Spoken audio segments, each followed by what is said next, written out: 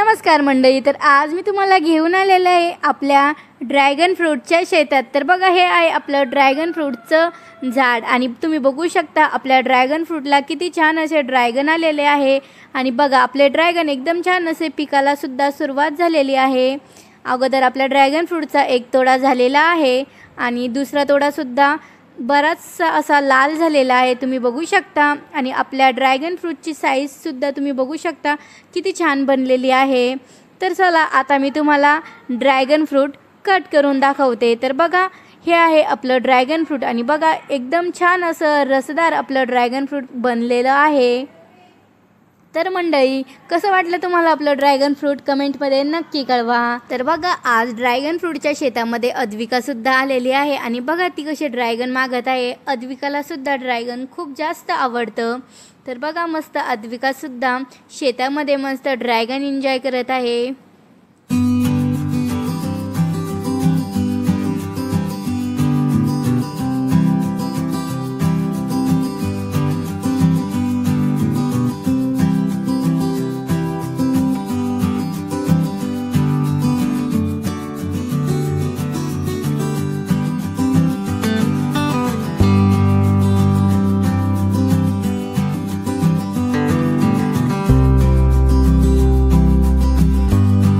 निसर्गाच्या सानिध्यात माणसाचं मन अगदी ताजं होतं, तसाच अनुभव आज आपण घेणार आहोत। सकाळचं कवळी ऊन, थोडीशी थंडगार वाऱ्याची झुळूक आणि इकडे तिकडे दिसणारे ड्रॅगन फ्रूट झाडावर लटकलेले ते गोड गुलाबी फळ, काय सांगू, नजरेला सुखवणारा हा नजारा।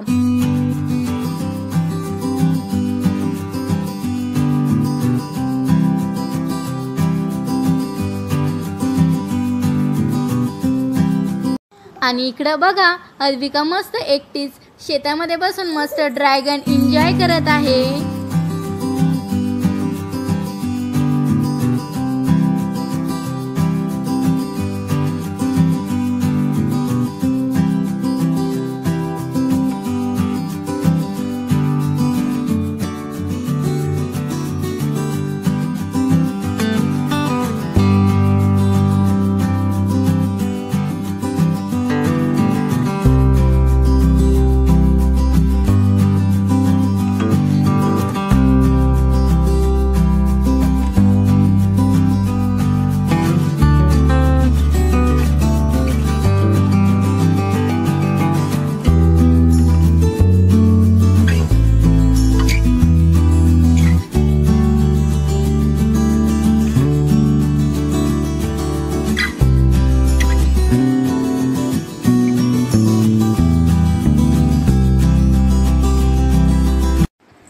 तर मंडळी, आपण ड्रॅगन फ्रूटमध्ये पेरू सुद्धा लावलेले आहे आणि तुम्ही बघू शकता आपले पेरू सुद्धा किती छान असे पेरू आलेले आहे।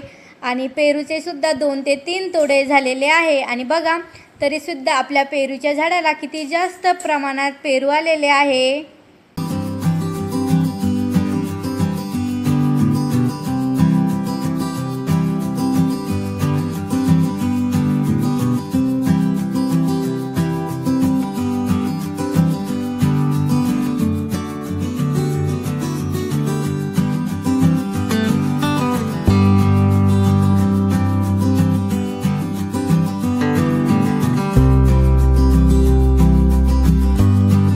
बघा ना मंडळी, आपलं ड्रॅगन फ्रूटचं हे झाड किती छान वाढलं होतं। रोजच्या पाण्याने, काळजीने आणि प्रेमाने हे इतकं मोठं झालं की आता बघा, त्याचं वजन पोललाही सहन झालं नाही आणि ते खाली पडलं। मनाला खरंच वाईट वाटलं, कारण झाड फक्त फळ देत नाही तर ते आपल्यासोबत जगतं, वाढतं आणि रोजचं काहीतरी शिकवत असतं। आणि तुम्ही बघू शकता आपल्या ह्या ड्रॅगन फ्रूटला किती जास्त ड्रॅगन आलेले आहे।